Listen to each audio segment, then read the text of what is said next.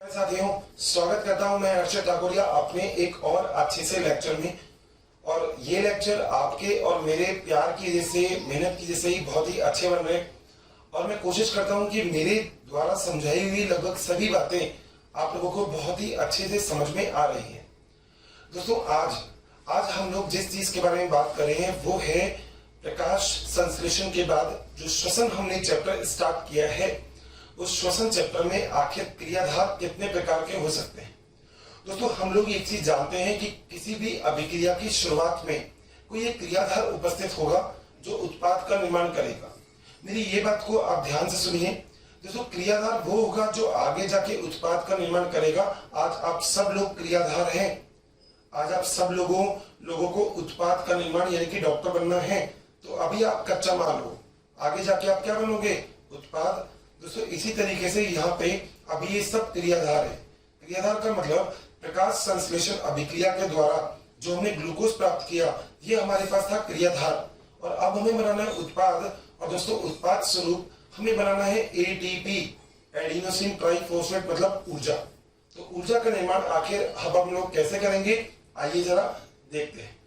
दोस्तों, तो पहला पॉइंट जो मैंने भी आपसे बोला वो क्या था? वो पॉइंट ये था कि जो क्रियाधार है, इस क्रियाधार से किस चीज का निर्माण होगा?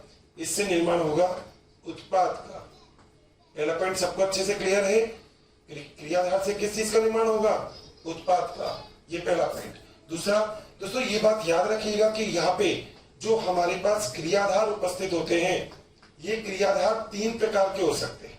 यानी कि एक तो हमने पढ़ा था ग्लूकोज, मगर दोस्तों ग्लूकोज के अलावा और भी प्रकार के क्रियाधार आपके पास हो सकते हैं। और वो क्रियाधार कौन कौन से होंगे? दोस्तों, क्रियाधार में जो पहला क्रियाधार है वो है ग्लूकोज। जो दूसरा क्रियाधार है वो है वसा। और जो तीसरा क्रियाधार है वो है प्रोटीन। तो दोस्तों, 3 प्रकार के क्रियाधार के द्वारा आप श्वसन की अभिक्रिया को पूर्ण करवा सकते हो। मगर देखो, एक चीज होती है ना कि ऐसी कोई चीज जो आप सबसे ज्यादा पसंद करते हो, तो ऐसा ही एक चीज जो श्वसन के लिए सबसे ज्यादा सही मानी जाती है, अच्छी मानी जाती है, वो है ग्लूकोज। तो दोस्तों, ग्लूकोज के द्वारा हम इस अभिक्रिया को पूर्ण कर सकते हैं। आइए जरा देखते हैं। दोस्तों, हम लोग ये कहते हैं कि अगर हम ग्लूकोज की बात करते हैं तो ग्लूकोज के अंदर कई सारी चीजें होती है। जैसे हम यहाँ पे बात कर सकते हैं शर्करा की, हम यहाँ पे बात कर सकते हैं फ्रुक्टोज की, फ्रुक्टोज के अलावा हम यहाँ पे बात कर सकते हैं स्टार्च के बारे में, और स्टार्च के रहते हम यहाँ पे बात कर सकते हैं इंसुलिन के बारे में। दोस्तों, इन सभी के द्वारा हमको बहुत ही अधिक मात्रा में ऊर्जा की प्राप्ति होती है। मगर याद रखिएगा, इन सभी के द्वारा जो हमें ऊर्जा मिलती है वो ऊर्जा अप्रोक्सीमेटली है 4.4 किलो कैलोरी। आप कहेंगे सर ये किलो कैलोरी क्या चीज है? दोस्तों, गहराई को नापा जाता है मान लो मीटर में, फीट में, ठीक है। हाइट को भी आप फीट में मानते हैं, दूरी को आप नापते हैं किसके अंदर? किलोमीटर में। भार को आप नापते हैं ग्राम में या किलोग्राम में। ऐसे ही यहाँ पे किलो कैलोरी का मतलब ऊर्जा की एक मात्रा का आंकड़ा है। तो अगर मैं आपसे ये बात कहता हूं कि ग्लूकोज के द्वारा आखिर कितनी ऊर्जा की प्राप्ति हो सकती है, तो आप बोलेंगे लगभग सर 4.4 किलो कैलोरी। पहली बात। दूसरी चीज दोस्तों, अगर हम यहाँ पे बात करें वसा की, तो वसा के द्वारा हमें लगभग जो ऊर्जा की प्राप्ति होती है वो होती है 9.8 किलो कैलोरी। वसा मतलब होता है फैट। फैट वो जो आपसे बोला जाता है जैसे मैदा। अब देखा जाए तो वसा के द्वारा आपका शरीर ऊर्जा प्राप्त नहीं कर पाता है ज्यादा, मगर इससे ऊर्जा बहुत मिलती है। दोस्तों, ये बात ना मैं अभी आपको समझाने वाला हूं एक छोटे से एग्जांपल के बाद। जो प्रोटीन होता है दोस्तों, इसके द्वारा जो अमाउंट होता है वो लगभग होता है 4.8 किलो कैलोरी, ठीक है। और प्रोटीन का ब्रेकडाउन यानी कि प्रोटीन को तब तोड़ेंगे जब आपके पास ग्लूकोज और वसा उपस्थित नहीं होगी। तो हम एक पॉइंट लिख रहे हैं, ग्लूकोज व वसा के अनुपस्थित होने पर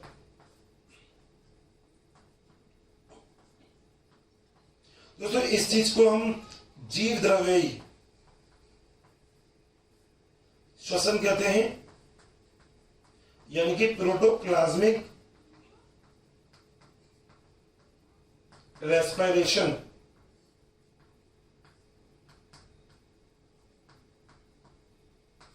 आप कहेंगे सर कितनी सारी चीज आपने एक साथ बता दी, मैं सबको क्लियर भी कर रहा हूं। देखो दोस्तों ये बात तो याद रखिएगा कि श्वसन के अंदर अलग अलग प्रकार के एलिमेंट्स की या अवयवों की आवश्यकता हो सकती है, मगर जिस प्रकार के श्वसन में या जिस प्रकार की चीज को हम लोग अत्यधिक ऊर्जा के मामले में यूज में लेते हैं वो होता है ग्लूकोज। दोस्तों बहुत ज्यादा क्रिकेट खेल के आ गए, थक गए आप, तो आपके घर पे आपकी मम्मी आपको बुला के एक ही बात कहेगी, कह बेटा ग्लूकॉन डी पी ले या ग्लूकोज का वाटर पी ले। आपकी मम्मी ये नहीं बोलेगी ले पेटीज खा ले। दोस्तों ग्लूकॉन डी या ग्लूकोज के वाटर में उपस्थित होता है क्या, कार्बोहाइड्रेट, शुगर। तभी छोटे बच्चों को जब थोड़ी सा वीकनेस होती है तब उनको ORS का घोल पिलाया जाता है। तभी जब कभी भी किसी पेशेंट को थोड़ा बहुत वीकनेस होती है तो उसको ड्रिप के अंदर ग्लूकोज चढ़ाई जाती है। दोस्तों यही चीज होती है ग्लूकोज के बारे में, इंस्टेंट एनर्जी मिलती है एकदम से। यानी कि अगर एकदम से ऊर्जा की बात अगर होती है तो इस अभिक्रिया को या इस स्थिति में हम लोग ग्लूकोज का उपयोग करते हैं। पॉइंट नंबर फर्स्ट, बात सही है दोस्तों। अगर ग्लूकोज की अनुपस्थिति हुई, यानी कि अगर ग्लूकोज यानी कि अनुपस्थित है या शर्करा अनुपस्थित है, एक ही बात है,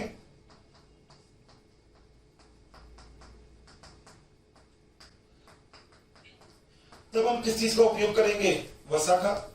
आप लोगों ने देखा होगा कई बार हम लोग व्रत रखते हैं, फास्ट, या फिर कोई भी पर्सन अगर जिम जाता है तो वो बहुत हेल्दी होता है तो उसको बोला जाता है कि भैया अब जरा थोड़े दिन के लिए आप कुछ ना कुछ खाना पीना हल्का फुल्का कम कर दो।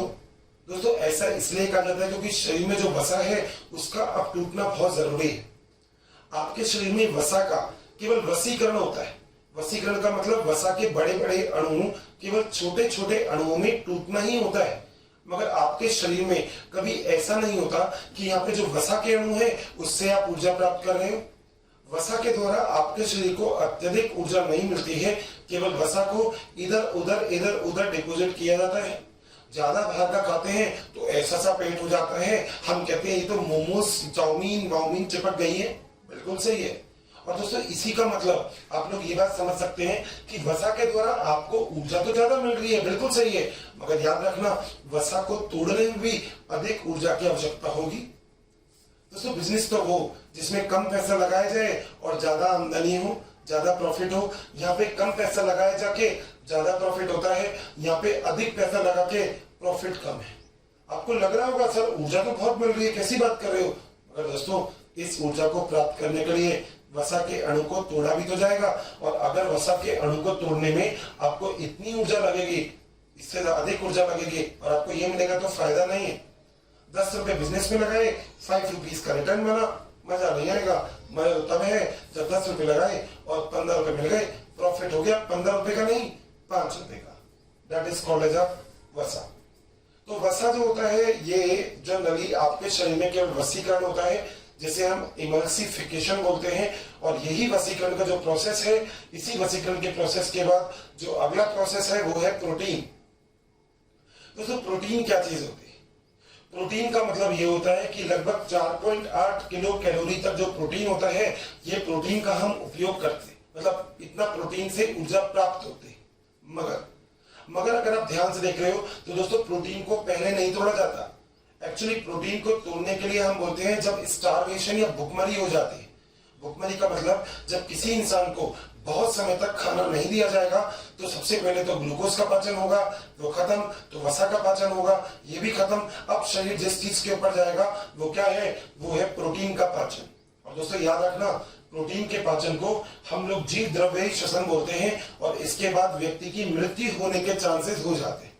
आपने देखा होगा कुछ लोग अनशन रखते हैं, भूख हड़ताल करते हैं, तो थोड़े दिन तक तो तबीयत सही रहती है, मगर धीरे धीरे तबीयत बिगड़ने लगती है। और ये तबीयत बिगड़ने का जो रीजन है वो क्या है, वो है जीव द्रव्य श्वसन, जिसके अंदर प्रोटीन टूटता है और इसे ही हम प्रोटोप्लाज्मिक रेस्पिरेशन भी बोलते हैं। तो यहाँ पे ये बात समझ में आ गई। हमारे पास 3 प्रकार के अवयव हैं, जिन अवयवों की सहायता से हम लोग श्वसन के अंदर उसको तोड़ सकते हैं। मगर सबसे अधिक जो मानने वाला, जो बढ़िया, जो जानकार, जो इंपॉर्टेंट, जो चाहने वाला है, वो है ग्लूकोज। क्या है? ग्लूकोज। बहुत सही बात है। यहां तक की बातों में मेरे प्यारे दोस्तों कोई भी दिक्कत है तो बताइएगा। बात क्लियर है? अच्छे से आगे चलें। अब देखिए दोस्तों, एक चीज मैं आपको यहाँ पे बताना चाहता हूं, और देखो वो चीज क्या है। दोस्तों, मैंने आपसे ये बात कही थी कि आप 2 अलग अलग चीजों को पढ़ते हैं, जिनमें एक चीज होती है किण्वन और एक चीज होती है जिसे हम बोलते हैं श्वसन। मैं इसके लिए आज आपको एक और रे डायग्राम बना रहा हूं जो आगे हमारे काम आने वाला है। दोस्तों, आपके पास जो कार्बोहाइड्रेट उपस्थित होता है, क्या उपस्थित होता है? कार्बोहाइड्रेट। ठीक है। इस कार्बोहाइड्रेट को सर्वप्रथम, यानी कि कार्बोहाइड्रेट का मतलब क्या हो गया? इसका मतलब हो गया ग्लूकोज। बात सही है। और जो ग्लूकोज है इसको आगे तोड़ा जाता है किसके अंदर? पायरुविक अम्ल में। ये एक नई चीज आज आपको बता दी, या फिर हम इसे बोल देते हैं पायरुवेट। आज आपको एक बार बता रहा हूं, बहुत ही बढ़िया। दोस्तों, मैंने आपको बताया था श्वसन का मतलब है तोड़ना। तोड़ने का मतलब आपको ऐसे तोड़ना पड़ेगा। आपको पता है ग्लूकोज के अंदर कितने कार्बन होते हैं? बताइएगा, आवाज नहीं है मेरे तक। बिल्कुल सही है, ग्लूकोज के अंदर होते हैं 6 कार्बन। थैंक यू स्टूडेंट, हमें इतना प्यार देने के लिए। डेली काफ़ी संख्या में स्टूडेंट हमारे वीडियोस को देख रहे हैं और उसका लाभ उठा रहे हैं। बच्चों, आप सभी से मेरी ये रिक्वेस्ट है कि प्लीज़ नीचे दिए गए डिस्क्रिप्शन में दिए गए लिंक को प्रेस करिए और अपना एनरोलमेंट कराइए। बच्चों, इसके साथ ही जिन बच्चों को यहाँ पर डाउट सेशन की भी ज़रूरत है, साथ ही मटेरियल्स की भी ज़रूरत है, वो सभी हमारे प्रीमियम कोर्सेज़ को भी रजिस्ट्रेशन करवा सकते हैं। तो दोस्तों, ग्लूकोज के अंदर 6 कार्बन और ग्लूकोज से बन रहा है पायरुविक अम्ल। तो दोस्तों, 2 पायरुविक अम्ल बनते हैं किससे? ग्लूकोज से। क्योंकि एक पायरुविक अम्ल के अंदर कितने कार्बन है? 3 कार्बन। बात समझे? बात यह है, अगर एक पूरा ग्लूकोज है, तोड़ूंगा नहीं मैं चौक तो। अगर एक पूरा ग्लूकोज है तो इस ग्लूकोज को अगर आप तोड़ोगे तो 3-3 कार्बन के 2 चीज आपको बन जाएगी। इसका मतलब मैंने अपनी चीज को ऐसे बता दिया। अगर आपके पास एक ग्लूकोज है और इसको आपने ऐसे तोड़ दिया, लो तुम्हारे कहने से कर दिया मैंने काम। 6 कार्बन थे, 3-3 कार्बन की 2 चीजें प्राप्त हो गई। ये वाली बात क्लियर? यहां तक कोई डाउट नहीं? ये एक पॉइंट आप सब लोगों को याद में रखना है। ठीक है। और दोस्तों, ग्लूकोज से ये जो पायरुविक अम्ल है, इसके निर्माण की पूरी अभिक्रिया होती है और इसे हम बोलते हैं ग्लाइकोलाइसिस, यानी कि ग्लूकोज का टूटना। तो दोस्तों, यहाँ पे हम इस अभिक्रिया को क्या बोलते हैं? ग्लाइकोलाइसिस। बात सही है? चलिए हम आगे। अब देखो दोस्तों, इस प्रकृति पे हमने पहले ही बात की थी कि अलग अलग प्रकार के जीव होते हैं जो वायवीय और अवायवीय श्वसन करते हैं। ऐसे जीव जो वायु की उपस्थिति में अपना भोजन बनाते हैं वो है वायवीय श्वसन। मगर ऐसे जीव जो वायु की अनुपस्थिति में अपना भोजन बना रहे हैं, या भोजन क्या बना रहे हैं, भोजन बनाने की बात तो चलो छोड़ो, तो तोड़ रहे हैं, यानी कि जो वायु की उपस्थिति में ही श्वसन कर रहे हैं वो है वायवीय, और जो वायु की अनुपस्थिति में श्वसन कर रहे हैं वो है अवायवीय। बात सही है? मगर आज मैं आपको एक चीज यहाँ पे और अच्छे से समझा रहा हूं, वो जरा यहाँ पे ध्यान से देखिएगा। दोस्तों, हम लोग श्वसन के आधार पर, ध्यान से देखना, श्वसन के आधार पर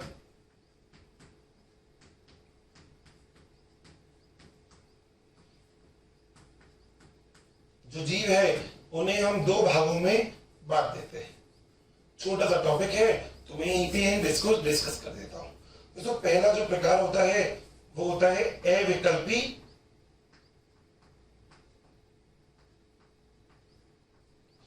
वायवीय। ध्यान से सुनते रहना बस। अविकल्पी वायवीय। अविकल्पी वायवीय का मतलब होता है दी आर द ऑब्लिगेट एरोबिक। दोस्तों, अविकल्पी वायवीय का मतलब जिनके पास विकल्प ही नहीं, यानी कि ऐसे जीव जो ऑक्सीजन की उपस्थिति में ही कार्य कर पाए। ऑक्सीजन की उपस्थिति में केवल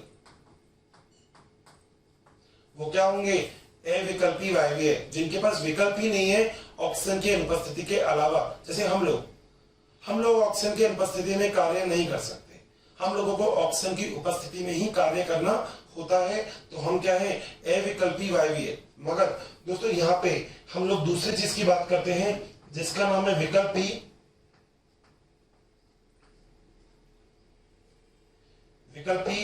अवायवीय। दोस्तों इसका मतलब यह है कि इनको वैसे चाहिए तो ऑक्सीजन, मगर मैं पूरे लिख देता हूं, ऑक्सीजन की उपस्थिति में श्वसन करते हैं, परंतु अनुपस्थिति में भी कर सकते हैं। दोस्तों विकल्पी अवायवीय का मतलब जिनके पास विकल्प है अवायवीय श्वसन करने का। नाम से कंफ्यूज मत हो ना, इसमें एक ऐसे सूक्ष्मजीव आ जाएंगे जो सूक्ष्मजीव वैसे तो ऑक्सीजन की प्रेजेंस में वृद्धि कर सकते हैं, मगर अगर ऑक्सीजन की उपस्थिति नहीं हुई तो वो ऑक्सीजन की अनुपस्थिति में भी क्या कर सकते हैं, वृद्धि या फिर श्वसन। दोस्तों उदाहरण इसका आप लोग याद रखिएगा, उदाहरण इसका बहुत जरूरी है, जो है ईस्ट। जो कैनाल होती है ना, कैनाल सिस्टम होता है जो ऑर्गेनिज्म का, एलिमेंट्री कैनाल के बारे में हम बात करते हैं, उसके अंदर ये उपस्थित होता है। दो चीजें हो गई। तीसरी बात दोस्तों, तीसरी चीज जो हम यहाँ पे डिस्कस करते हैं वो है अविकल्पी अवायवीय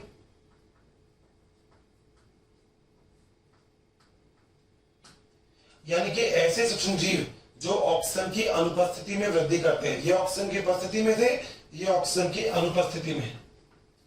मगर दोस्तों यहाँ पे जो चौथे प्रकार के होंगे, जो 4 टाइप के होंगे, वो कौन से हैं, वो है विकल्पी वायवीय। इसका मतलब वैसे तो वो CO2 की उपस्थिति में श्वसन करते हैं, मगर अगर CO2 नहीं हुआ तो वो ऑक्सीजन की उपस्थिति में भी श्वसन कर सकते हैं।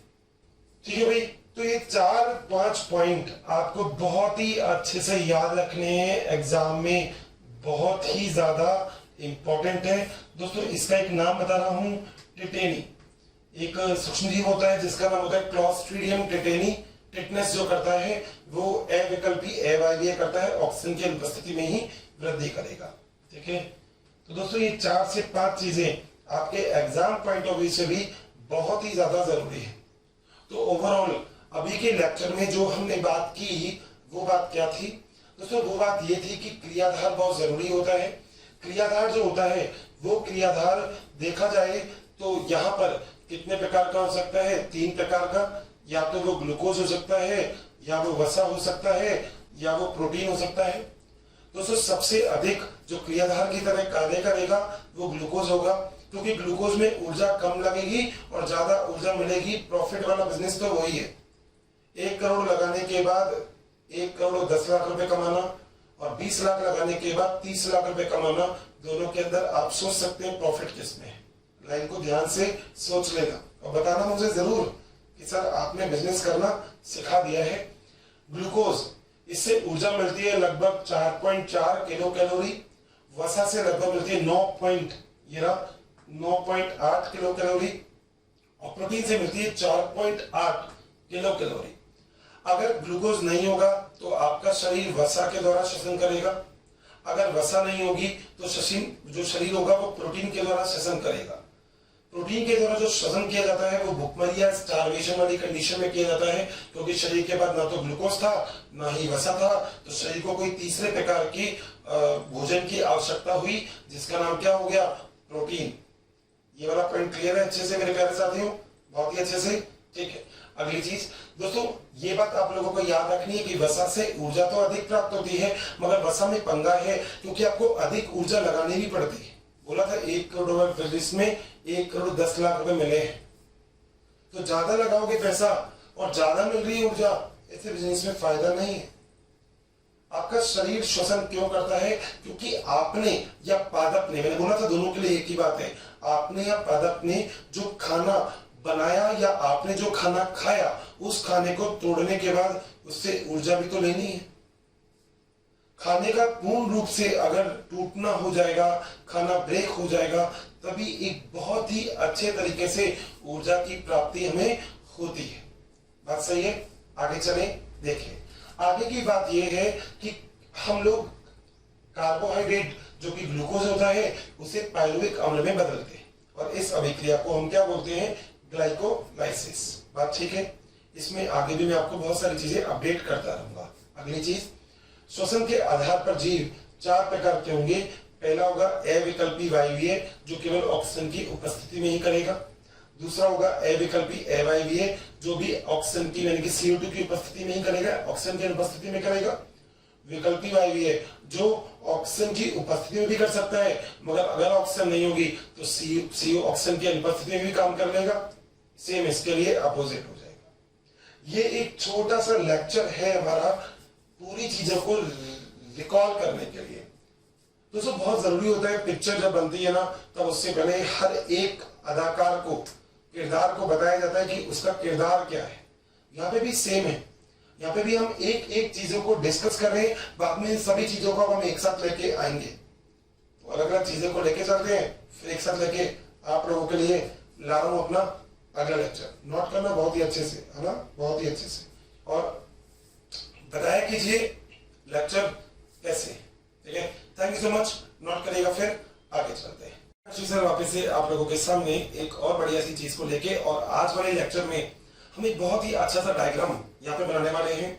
और ये डायग्राम आप मान लीजिए कि आपके पूरे लेक्चर के लिए एक समरी डायग्राम है, एक ऐसा डायग्राम जिसके थ्रू हम पूरा लेक्चर बहुत अच्छे से समझ सकते हैं। Got it? तो आइए जरा इस डायग्राम को देखते हैं। दोस्तों हम लोग ये चीज मानते हैं कि अगर कोई भी चीज हो रही है तो वो हो रही है कोशिका के अंदर। तो मैंने आपके सामने एक ये डायग्राम ड्रॉ कर दिया कोशिका। बात सही है? ये कोशिका की झिल्ली है जो आप सबको दिख रही है। ठीक है, अब दोस्तों कोशिका की झिल्ली के अंदर मैं अगर पादप कोशिका की बात करूं तो यहाँ पे एक कोशिकांग होगा, जिस कोशिकांग को हम क्या बोलेंगे? हरित लवक। तो मान लीजिए मैंने यहाँ पर एक हरित लवक का निर्माण कर दिया है। ये आपको एक हरित लवक दिख रहा है, दोहरी झिल्ली से बनी हुई संरचना होती है ये, तो ये एक हरित लवक हो गया। बात सही है? लिख देते हैं ना इसको, क्या दिक्कत है? इसे हम लिख देते हैं हरित लवक। इंग्लिश में क्या बोलते हैं? क्लोरोप्लास्ट। पहले देखिएगा आशीष सर कैसे बना रहे हैं, फिर आज इट इज इसी चीज को आप लोग अपने वर्ड्स में लिख सकते हैं। दोस्तों अब ये जो हरित लवक होगा, इस हरित लवक के अलावा एक और कोशिकांग यहाँ पर उपस्थित है। तो मैं यहाँ पे एक और कोशिकांग का निर्माण कर देता हूं, ये रहा। और इस कोशिकांग में ये हो गई भारी झिल्ली, और मेरे आंतरिक झिल्ली को बनाते ही आप लोग सच में समझ जाएंगे कि ये कोशिकांग कौन सा है। ये है माइटोकॉन्ड्रिया। ठीक है भाई, बात सही? कोई दिक्कत किसी को नहीं? दोस्तों अब जो अभिक्रिया में होता है वो क्या है वो देखते हैं। ये है कोशिका झिल्ली, कोशिका झिल्ली, सही है? ओके, अब देखो होता क्या है। दोस्तों हम लोग जानते हैं कि यहाँ पे सूरज का प्रकाश भी आएगा। बच्चों काफ़ी संख्या में डेली हमें बहुत सारे कमेंट्स आ रहे हैं कि वी प्लीज़ इस टॉपिक पे वीडियो बनाएं, इस सब्जेक्ट पे वीडियो बनाएं। तो आप सभी से मेरी रिक्वेस्ट है कि प्लीज़ हमारे यूट्यूब चैनल को सब्सक्राइब करें और उसमें दिए गए बेल आइकन को प्रेस करें, ताकि टाइम टू टाइम आपको नोटिफिकेशन मिलता रहे। बच्चों हम ऐसा इसलिए कह रहे हैं कि बहुत सारे बच्चे उसी टॉपिक की रिक्वेस्ट करते हैं जो ऑलरेडी हमारे चैनल्स पे दिए हुए हैं। तो आप सभी से रिक्वेस्ट है कि आप सभी जो है उस चैनल पे जा करके उन सारे वीडियोस का लाभ ज़रूर उठाएं। और सूरज के प्रकाश के अलावा यहाँ पर एक चीज और जो आएगी वो है ऑक्सीजन। एक और कलर का चौक अपन ले लेते हैं तो उससे चीजें और अच्छे से क्लियर हो जाएगी। तो देखते हैं जरा, सूरज का प्रकाश यहाँ पे आ गया, तो इसको हम बोल सकते हैं सनलाइट। ठीक है, और ये ऑक्सीजन है। सबसे पहले ऑक्सीजन और सनलाइट इन दोनों की अभिक्रियाओं को हम पूर्ण करते हैं। दोस्तों यहाँ पर अगर आपको पता हो तो हमने एक कोशिकांग बताया था, कोशिकांग के अंदर एक संरचना दी थी जिसे हम बोलते हैं थाइलाकॉइड, और मैंने आपको बोला था थाइलाकॉइड के अंदर कौन सी अभिक्रिया होगी, प्रकाशीय। बात सही है दोस्तों। यहाँ पे जो भी प्रकाशीय अभिक्रिया होगी उस प्रकाशीय अभिक्रिया के बाद यहाँ से इस पर कर देते हैं, यहाँ से एक उत्पाद की प्राप्ति होगी जो कि स्ट्रोमा में चले जाएगा, और ये स्थल अंदर वाला स्थल कौन सा हो गया, स्ट्रोमा। ध्यान दीजिएगा, आपने श्वसन जो पढ़ा है उससे पहले आपने प्रकाश संश्लेषण जो पढ़ा है, मैं बस वही चीज आपको यहाँ पे डिस्कस कर रहा हूं। प्रकाशीय अभिक्रिया के द्वारा जो भी एटीपी या जो भी कुछ आपने बना लिया वो सारी चीजें कहाँ आ जाएगी, स्ट्रोमा में। और स्ट्रोमा में आने के बाद एक चक्र आपने पढ़ा था जिसका नाम क्या था, C3 चक्र। ये चला दिया आपने चक्र, जिस चक्र को हम बोलेंगे C3 चक्र। और C3 चक्र के बाद आपने निर्माण कर दिया था किस चीज का, ग्लूकोज। C3 चक्र में आपके लिए उपयोगी एक और चीज थी जिसे हम बोलते हैं CO2। ठीक है, तो आपने अपना C3 चक्र पूरा करवा दिया कहां पे, स्ट्रोमा में। बात सही है। अब दोस्तों ये जो ग्लूकोज है जो आपने बना लिया, इस ग्लूकोज को अब यहां से थोड़ा सा बाहर निकाल दो, थोड़ा क्या, पूरा ही निकालना पड़ेगा। ये अब जो ग्लूकोज है इस ग्लूकोज को कहां निकाल दोगे आप, यहां पर, ये निकाल दिया, मान लीजिए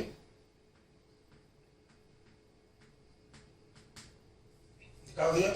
यहां पर जो उपस्थित है वो, उसको हम क्या बोलेंगे, कोशिका द्रव्य। सही है, दिक्कत तो नहीं है कोई, बहुत ही आराम से शांति से एक डायग्राम बना लेना मेरे साथ साथ। ग्लूकोज आपने बना दिया, ठीक है। अब ये जो ग्लूकोज आपने यहां से लेकर यहां तक, ये जो ग्लूकोज आपने बनाया है, अब इस ग्लूकोज का कोशिका द्रव्य में टूटना हो जाता है, और ये ग्लूकोज यही कोशिका द्रव्य में टूट जाएगा, किसमें, पायरुविक अम्ल में, या हम इसे कह सकते हैं पायरुवेट। बात सही है, कोई दिक्कत किसी को, अच्छे से कोई भी दिक्कत नहीं होगी, सब चीजें बहुत अच्छे से क्लियर है। ठीक है, अब दोस्तों जैसे ही आपने सारा का सारा काम कर लिया है, वैसे ही अब आप एक काम और करेंगे, और वो एक काम क्या होगा कि यहाँ पे जो पायरुविक अम्ल आपने बनाया, इस पायरुविक अम्ल को अब आप लेके जाएंगे कहां पर, ये पायरुविक अम्ल अब यहां से गति करेगा और ये जाएगा यहां पर, और ये जगह कौन सी है, ये जगह है माइटोकॉन्ड्रिया की अधात्री। ये जगह क्या है, ये है माइटोकॉन्ड्रिया की अधात्री। ठीक है, मैट्रिक्स जिसे हम बोलते हैं। यहां तक के पॉइंट में किसी को कोई भी दिक्कत है तो बता सकते हैं। लगभग सब कुछ दिख रहा होगा। ऊपर वाला पॉइंट कोशिका झिल्ली लिखा है मैंने यहाँ पे, ठीक है, कोशिका झिल्ली, ये मैंने लिखा है हरित लवक। ठीक है भाई, आगे चलते हैं दोस्तों। अब यहाँ पे क्या बात हुई, जो पायरुविक अम्ल था, उस पायरुविक अम्ल को आपने यहाँ पे ले गए, ये मैं देखो PA लिख रहा हूं, तो PA का मतलब हो गया पायरुविक अम्ल। अब जरा ध्यान से देखना क्या चीज हो रही है दोस्तों। इस पायरुविक अम्ल को सबसे पहले बदला जाता है एसिटाइल कोएंजाइम A में। मेरी बात को ध्यान से सुनना, मैंने आपसे इससे पहले वाले लेक्चर में बोला था, जो लास्ट लेक्चर था, मैंने आपसे कहा था मैं यहाँ हूं और मैं वहां जा रहा हूं। तो एक तो ये होता है कि मैं यहां से यहां पहुंच गया सीधा, मगर एक ये होता है कि सर पहले आप यहाँ थे, फिर आप यहाँ आए, फिर आप यहाँ आए, फिर आप यहाँ आए। दो स्टेप हो गए अलग अलग। मैं मेरे घर से बाहर जाता हूं, अब उसके लिए पहले मुझे रूम से बाहर जाना पड़ेगा, उसके बाद मुझे मेरी बाउंड्री से बाहर जाना पड़ेगा, फिर मैं फाइनली मेरे घर के बाहर जाऊंगा। सेम यहाँ पर है, आप एक ग्लूकोज को तोड़ के ऊर्जा तो निकाल लेते हो, मगर ये कोई एक ही पद में नहीं होता, ये बहुत सारे स्टेप होते हैं। एक सक्सेसफुल आदमी के पीछे बहुत बड़ा, बहुत सारा उसकी मेहनत बहुत जरूरी होती है। यहाँ पे भी ये मेहनत ही है। अब ये आपको क्या मिल गया, एसिटाइल कोएंजाइम A। दोस्तों एसिटाइल कोएंजाइम A का निर्माण पायरुविक अम्ल से जो करवाया जाता है, इस अभिक्रिया को हम बोलते हैं लिंक या अभिक्रिया, या फिर हम बोलते हैं इसको योजी अभिक्रिया। तो तो यहाँ पर अगर आपको दिख रहा है तो मैं लिख सकता हूं दोस्तों, इस अभिक्रिया को बोलेंगे या तो बोल दो लिंक अभिक्रिया, या इसको बोल दो या योजी अभिक्रिया। तो जो आपको सही लगे वो इसका नाम रख देना। बात सही है। और एग्जाम में अगर ऐसा क्वेश्चन आपसे पूछा जाए कि पायरुविक अम्ल को आगे किसमें बदला जाता है, तो आप लिखेंगे पायरुविक अम्ल को एसिटाइल को एंजाइम ए में बदला जाता है और इस अभिक्रिया को लिंक अभिक्रिया कहते हैं। सही है बात। अब दोस्तों जो एसिटाइल को एंजाइम ए है ये आगे एक चक्र में जाता है जिस चक्र को हम बोलते हैं क्रेब चक्र। क्या बोलते हैं? दूसरे कलर से लिख देते हैं, इसको हम क्या कहते हैं? क्रेब चक्र। सब कुछ पढ़ाऊंगा इसी लेक्चर में, मतलब इसी चैप्टर में, ठीक है। ये क्रेब चक्र हो गया। इस क्रेब चक्र के बाद यहां से ये अभिक्रिया क्या हो जाती है? पूर्ण हो जाती है। और क्रेब चक्र के बाद आपको क्या क्या मिलता है दोस्तों? क्रेब चक्र के बाद आपको मिलती है यहाँ पे एटीपी। क्रेब चक्र के बाद आपको यहाँ पे मिलती है NADPH, यहाँ पे आपको मिलता है एक और चीज जिसे हम बोलते हैं FADH2। ये सब चीजें आपको मिलती है। मैं आपको वैसे इसके बारे में भी बता ही दूंगा इसी लेक्चर में। तो एक तो ये पॉइंट हो गया। दूसरी चीज, जब पायरुविक अम्ल से एसिटाइल को एंजाइम ए बनता है तब यहाँ पर एक CO2 मुक्त होता है, ठीक है। क्रेब चक्र आपने पूरा देख लिया, कोई दिक्कत वाली बात नहीं है। जब ग्लूकोज से पायरुविक अम्ल बनता है तो इस अभिक्रिया में भी आपको ATP मिलती है और इस अभिक्रिया में आपको NADH2 भी मिलता है। अब जरा मेरी बातों को गौर से और ध्यान से सुनिएगा। डायग्राम देख लिया पूरा। डायग्राम में कोई दिक्कत किसी को नहीं? अच्छे से डायग्राम को अच्छे से समझ गए हैं कि मैं डायग्राम में क्या बताना चाहता हूं। मेरे पास उपस्थित था ग्लूकोज, यहां से हुई है अभिक्रिया चालू तो, मगर मैंने आपको यहाँ पे ये दिखा दिया कि ग्लूकोज बनता क्या है। पादप के अंदर ग्लूकोज बनेगा कहाँ पे? हरित लवक में बन गया। यानी कि आप ये कह सकते हैं जो ग्लूकोज का निर्माण है वो अप्रकाशीय अभिक्रिया के द्वारा होता है। तो ये अभिक्रिया कौन सी हो गई? प्रकाशीय। और यहाँ पे जो अभिक्रिया हो गई वो कौन सी हो गई? अप्रकाशीय। बात सही है? कोई दिक्कत? ये बात तो सही है ना? प्रकाशीय अप्रकाशीय, प्रकाशीय अप्रकाशीय, याद आया? बिल्कुल। ग्लूकोज का निर्माण हो गया, मतलब अब मैं आपसे बोल सकता हूं कि 2 फॉस्फोग्लिसरेल्डिहाइड का निर्माण हुआ और एक फॉस्फोग्लिसरेल्डिहाइड में 3 कार्बन थे, 2 फॉस्फोग्लिसरेल्डिहाइड में 6 कार्बन और 2 फॉस्फोग्लिसरेल्डिहाइड मिलकर एक ग्लूकोज का निर्माण करता है। ये पॉइंट मैंने आपको ऑलरेडी बताया हुआ है, ध्यान से सुनिएगा।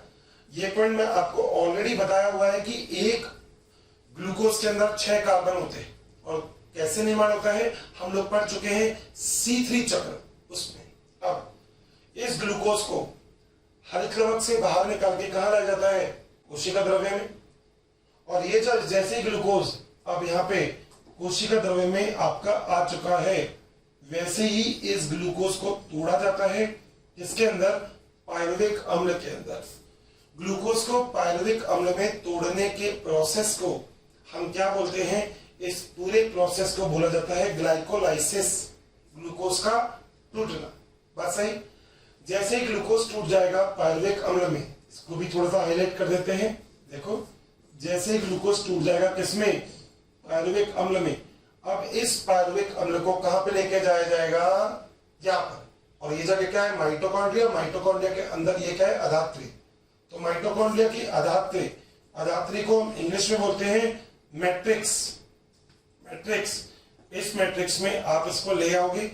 ये पायरुविक अम्ल सीधा आगे की अभिक्रिया में नहीं बदल सकता, इसलिए पायरुविक अम्ल अपने आप को बदलता है एसिटाइल को एंजाइम ए में। ये एसिटाइल को एंजाइम ए आगे जाके क्रेब चक्र का प्रयोग करता है और क्रेब चक्र के बाद ये सब कुछ आपको मिल गया। यहाँ तक की बात में कोई दिक्कत? सब पढ़ेंगे हम सब। यानी कि इस पूरे प्रोसेस का मतलब क्या हुआ? अगर आपके पास उपस्थित है क्या? ग्लूकोज, तो ग्लूकोज को दिख रहा है ज्यादा ऊपर हो गया, ठीक है। अगर आपके पास उपस्थित है क्या, ग्लूकोज, अब क्लियर है। ये ग्लूकोज को सबसे पहले आप बदल दोगे किस में, ग्लूकोज को आप बदल दोगे पायरुविक अम्ल में। इस पायरुविक अम्ल को अब आगे आप किस में बदल दोगे, एसिटाइल को एंजाइम ए में। अब ये जो एसिटाइल को एंजाइम ए है, इसको आगे किस में बदल दोगे, क्रेब्स चक्र में, ठीक है। अब जरा अभिक्रिया देखना, ग्लूकोज को पायरुविक अम्ल, पायरुविक अम्ल को एसिटाइल को एंजाइम में, एसिटाइल को एंजाइम को आगे क्रेब्स चक्र में आप लोग उपयोग में ले लोगे। ग्लूकोज को पायरुविक अम्ल में बदलने की अभिक्रिया को हम बोलते हैं ग्लाइकोलाइसिस। पायरुविक अम्ल को एसिटाइल को एंजाइम में बदलने की अभिक्रिया को हम बोलते हैं लिंक रिएक्शन, या फिर हम बोलते हैं इसको योजी अभिक्रिया, जो आपका मन हो, योजी अभिक्रिया। बच्चों, अगर आपको हमारे वीडियोस पसंद आए हैं तो इसे लाइक शेयर करना ना भूलें, ताकि ये वीडियो सभी ज़रूरतमंद बच्चों तक पहुंच सके। बच्चों, आपके इतने अपार स्नेह के कारण हमारी पूरी मोशन टीम इतनी ज़्यादा मोटिवेटेड है और बेस्ट कंटेंट आपको उपलब्ध कराने के लिए हम सभी तत्पर हैं। ठीक है, एसिटाइल कोएंजाइम को आगे आपको बदलना है क्रेब्स चक्र में। तो ये एसिटाइल कोएंजाइम से आगे मैं बताऊंगा कि क्रेब्स चक्र में क्या होता है। ठीक है, अब सुनिएगा दोस्तों, यहाँ पे पूरी अभिक्रिया तो आपको क्लियर है, और ये वाला एक पॉइंट आपको क्लियर है जो आपको ड्रॉ करना है अभी। हर बार एक डायग्राम हर लेक्चर में, और इसी डायग्राम से हम पूरा का पूरा जो हम कहते हैं रटना पड़ेगा, वो रटने वाली कंडीशन ही खत्म हो जाएगी। पता है बायोलॉजी के केस में एक बहुत अलग बात क्या होती है, हर बार हर कोई ये बोलता है ये नहीं आता रट लो, ये नहीं आता रट लो। भैया क्यों रट लो, बायोलॉजी क्या रटने का है? हमारी बॉडी में क्या कोई रट्टाफिकेशन चल रहा है? नहीं ना। मैं अगर आज आपसे बात कर रहा हूं, आप मुझे देख पा रहे हो, मैं आपसे सुन पा रहा हूं आपको या नहीं सुन पा रहा हूं, सब कुछ बायोलॉजिकल प्रोसेस है। तो यहाँ पे ये सारी अभिक्रिया पूर्ण हो गई। अब सुनो दोस्तों, मैंने आपसे बोला था ग्लूकोज को बनाने में आपको बहुत सारी ऊर्जा का उपयोग लेना पड़ेगा, मगर बिजनेस तो वो अच्छा जिसमें पैसा भी कम लगे और प्रॉफिट भी ज्यादा। जब कभी भी हम ग्लूकोज को तोड़ देते हैं तो पूरी अभिक्रिया में हमको जो प्रॉफिट होता है वो होता है 38 से 36 एटीपी का। मैं बताऊंगा आपको कि मैंने 38 और 36 क्यों लिखा। ठीक है, अब दोस्तों ये जितनी भी चीज है NADPH2, ATP, FADH2, अब इसमें देखो मैं आपको एक बार पहले भी बोल चुका हूं और आज वापस से बोल रहा हूं। आपको पढ़ाया था मैंने प्रकाश संश्लेषण में ये पॉइंट। मैं आपसे ये चीज कह रहा हूं कि मेरे प्यारे साथियों, अगर आपके पास उपस्थित है ग्लूकोज, अगर आपके पास उपस्थित है ग्लूकोज और आपने उसको तोड़ दिया, आपको ये मिल गया। दोस्तों एटीपी को तो आप सीधा यूज में ले सकते हो, क्योंकि आपके शरीर के सारे कोशिकाओं को पता है कि एटीपी से कैसे बात करनी है, कि एटीपी को कैसे प्रयोग में लेना है, कि एटीपी से ऊर्जा कैसे प्राप्त करनी है, ये सब कुछ। मगर यहाँ पे दो चीज और बनती है, NADH2 और FADH2। दोस्तों एक बात याद रखना, NADH2 का मतलब होता है 3 ATP और FADH2 का मतलब होता है 2 ATP। यानी कि अगर मैं आपसे ये कहूं आपके पास एक FAD है, मेरे पास 2 ATP है, तो मैं कहूंगा बराबर है क्या? आप कहोगे हाँ सर। मैं कैसे? जैसे अगर $1 है, उसका अमाउंट मान लो $1 का अमाउंट है 80 रुपीज, तो तुम्हारे पास 80 रुपीज है, मेरे पास $1 है, बराबर हो गई ना बात। ऐसा ही है। तो आपको इस NAD से 3 ATP और इस FAD से 2 ATP निकालनी पड़ेगी, और इसको निकालने के लिए माइटोकॉन्ड्रिया के यहाँ पर, माइटोकॉन्ड्रिया की जो झिल्ली होती है, आंतरिक झिल्ली, यहाँ पे आपको मिलेगा इलेक्ट्रॉन परिवहन तंत्र। इसको यहाँ पे कर देता हूं, क्या मिलेगा आपको? आपको मिलेगा इलेक्ट्रॉन परिवहन तंत्र।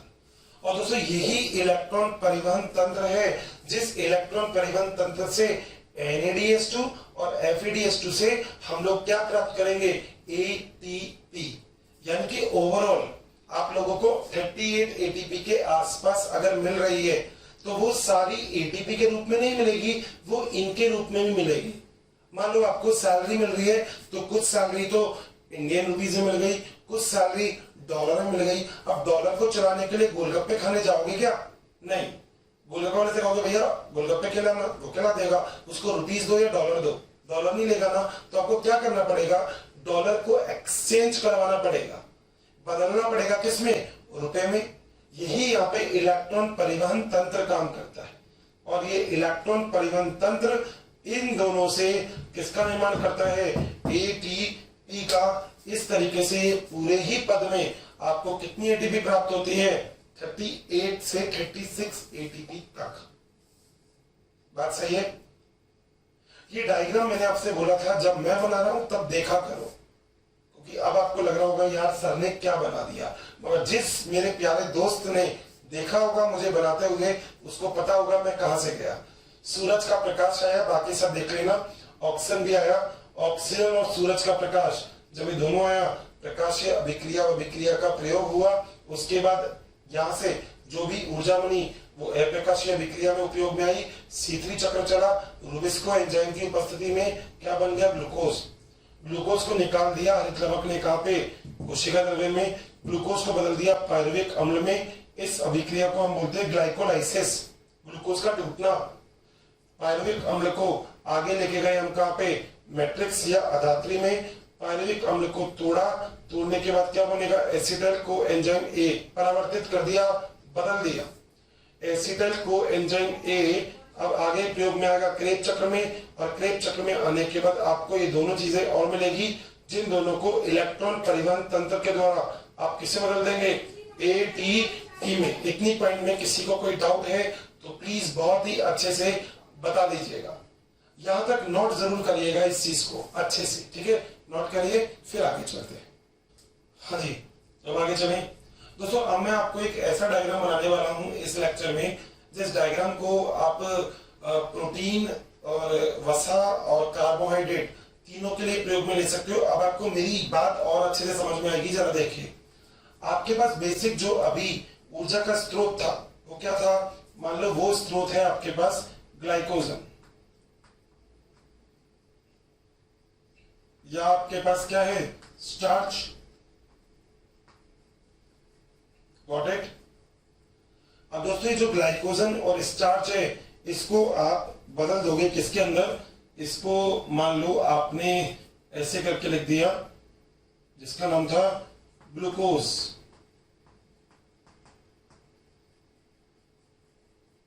अब मैंने आपको बताया कि ग्लूकोज को आप किसमें बदलोगे? इसे आप बदलोगे पायरुविक एसिड में।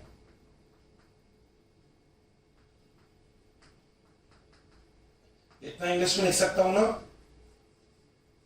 ठीक है? और जो पायरुविक एसिड या पायरुविक अम्ल है, लिख देता हूं उसको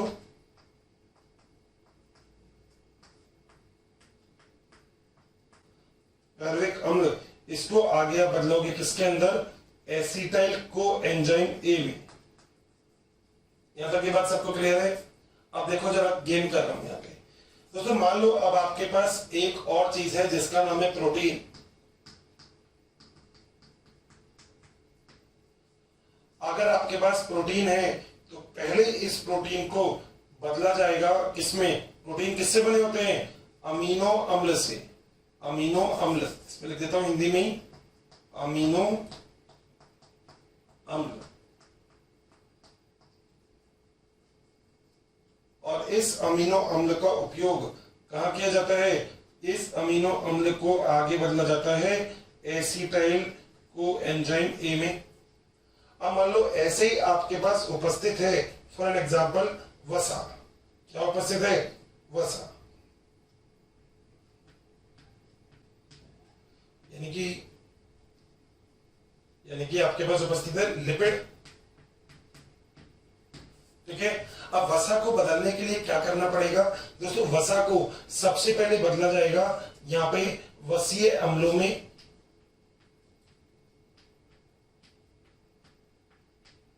और ये जो वसीय अम्ल है ये वापस से किसके अंदर बदले जाएंगे? ये बदले जाएंगे एसिटाइल को एंजाइम ए में। यानी कि अगर आपके पास वसा है तो ये सारे पद नहीं आएंगे, तो वसा को वसीय अम्ल में बदला जाएगा और वसीय अम्ल को एसिटाइल कोएंजाइम ए में। उसके बाद वही चक्र आएगा, कौन सा चक्र? क्रेब चक्र। कौन सा चक्र था इसके बाद? क्रेब चक्र। तो ये पूरा कॉन्सेप्ट आप लोगों को अच्छे से लर्न होना चाहिए। अगर आपके पास कच्चा माल ग्लूकोज है तो कोई दिक्कत है ही नहीं, आपने पूरा पढ़ लिया।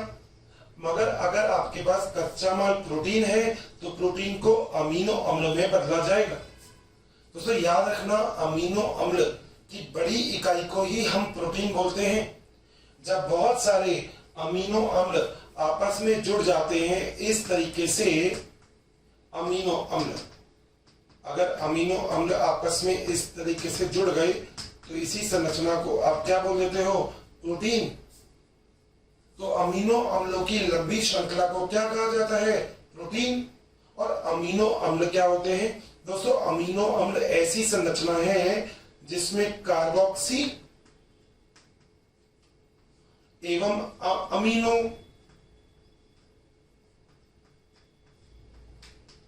समूह उपस्थित होते हैं, उसे हम बोलते हैं अमीनो अम्ल। ऐसा बोलना, अमीनो अम्ल क्या होते हैं? जिनसे प्रोटीन बने होते हैं। प्रोटीन क्या होते हैं? जो अमीनो अम्लों से बने होते हैं। ऐसा मत करना, घुमाने का नहीं, सीधा सीधा सीधा सीधा, स्ट्रेट एंड स्ट्रेट। ठीक है? यहां तक की बात में मेरे किसी दोस्त को कोई दिक्कत है तो बता सकता है। कितना आसान है ना, कितना आसान है ये समझना, कितना आसान है ये मानना कि आखिर ये पूरा प्रोसेस कैसे हो रहा है। तो यही अभिक्रिया है जिसे हम क्या बोलते हैं, चाहे आपके पास प्रोटीन हो, चाहे ग्लाइकोजन हो, चाहे स्टार्च हो, क्योंकि ये स्टेप मैं आपको बता चुका हूं। याद रखना, ग्लूकोज सीधा नहीं होगा काम। ग्लूकोज पहले पायरुविक अम्ल में, पायरुविक अम्ल एसिटाइल कोएंजाइम में, एसिटाइल कोएंजाइम में क्रेब चक्र में, अब जो एनएडी और एफएडी बचे हैं वो इलेक्ट्रॉन परिवहन तंत्र में। यानी कि ये पूरा का पूरा एक ऐसा तरीका है जिस तरीके के द्वारा ऊर्जा का निर्माण करना बनता है। बनता है नहीं, बनता है, करना तो पड़ेगा। यहां तक की बात में कोई दिक्कत हो तो बताइएगा। कहे तो थोड़ा सा और आगे की ओर चल ले, आए देखते हैं। दोस्तों अब हम लोगों मतलब कुछ जगह पे ऐसा आता है कि क्या सारी कोशिकाएं वसा को या प्रोटीन को यूज में ले सकती है। दोस्तों एक बात याद रखना, जो मस्तिष्क के न्यूरॉन होते हैं ना दोस्तों, मस्तिष्क के न्यूरॉन केवल और केवल ग्लूकोज को यूज में लेते हैं। केवल मस्तिष्क के न्यूरॉन के लिए केवल और केवल ग्लूकोज ही उपस्थित होता है। यानी कि इसको तो यही चाहिए। आपके शरीर की और कोई कोशिका अगर कार्बोहाइड्रेट नहीं हो तो प्रोटीन और वसा पर निर्भर हो सकती है, मगर आपके शरीर की जो मस्तिष्क की कोशिकाएं हैं वो तो निर्भर रहेंगी खुद पे ही। वो कहेंगे हम किसी और पे निर्भर नहीं रह सकते भैया, हमें तो कार्बोहाइड्रेट ही चाहिए। तो मस्तिष्क की कोशिका या मस्तिष्क में जो न्यूरॉन होते हैं, ये न्यूरॉन केवल और केवल ग्लूकोज का ही उपयोग करते हैं। एक पॉइंट तो ये जो आपको समझना है, और एक पॉइंट दोस्तों, प्रोकैरियोटिक कोशिकाओं में तो केंद्रक होता ही नहीं है। तो प्रोकैरियोटिक कोशिकाओं में ध्यान से सुनिएगा, ध्यान से, प्रोकैरियोटिक कोशिकाओं में आखिर ये सारा का सारा जो प्रोसेस है कहां पे होगा बताइएगा। मतलब मैं आपसे ये कह रहा हूं कि जो लिंक अभिक्रिया है, लिंक अभिक्रिया वो कहां पे होगी दोस्तों? लिंक अभिक्रिया यूकैरियोटिक कोशिकाओं में तो कहां हो रही थी बताइए? यूकैरियोटिक कोशिकाओं में लिंक अभिक्रिया कहां पर हो रही थी? ये हो रही थी माइटोकॉन्ड्रिया की अधात्री में। मगर प्रोकैरियोटिक कोशिकाओं में ये लिंक अभिक्रिया होगी कोशिका द्रव्य में या फिर कोशिका झिल्ली में। प्रोकैरियोटिक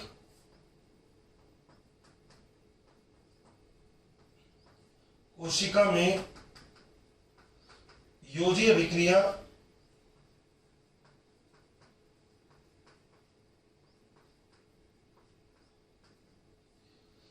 प्रोकैरियोटिक कोशिकाओं में जो योजी अभिक्रिया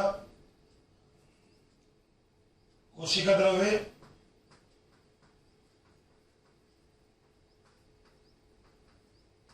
या कोशिका झिल्ली में संपन्न होती है। ये वाला पॉइंट बताइएगा, सबको समझ में आया क्या? क्योंकि प्रोकैरियोटिक कोशिकाओं में देखा जाए तो केंद्र तो विकसित होगा, तो वहां पे माइटोकॉन्ड्रिया तो होगा ही नहीं, तो जो अभिक्रिया होगी वो कहां पे होगी वो मैंने आपको बता दिया, ठीक है। और प्रोकैरियोटिक कोशिकाओं में माइटोकॉन्ड्रिया की जगह पाया जाता है मीसोसोम, आपने पढ़ा हुआ है बहुत अच्छे से, ठीक है। तो दोस्तों यहाँ तक का एक पूरा कॉन्सेप्ट है जो हमने पढ़ा कि आखिर किस तरीके से हम लोग उपयोग करेंगे, किस तरीके से एक अभिक्रिया पूर्ण की जाती है। तो आज के लेक्चर में मेरे प्यारे साथियों हम बहुत सारी चीजों को समझ चुके हैं। आज के लेक्चर में हम समझ चुके हैं कि आखिर अगर आपके पास किसी भी प्रकार की अभिक्रिया के लिए कोई भी तंत्र उपस्थित है तो उस चीज के लिए आप अलग अलग प्रकार के क्रियाधार का उपयोग कर सकते हैं। क्योंकि हम पादप के अंदर श्वसन पढ़ रहे हैं तो हम ये पढ़ रहे हैं कि आखिर भोजन तो बन गया हरित लवक में, मगर उसके बाद अगर इस भोजन का अच्छे से तोड़ के मतलब ऑक्सीजन के द्वारा तोड़ के और श्वसन की अभिक्रिया को पूर्ण करना है तो आखिर ये श्वसन की अभिक्रिया किस स्थल पे जाके पूर्ण होगी, ये हम यहाँ पे पढ़ने वाले हैं। Got it? बहुत ही अच्छे से देखिएगा, ये बहुत ही अच्छे से समझिएगा क्योंकि बहुत ही जरूरी है।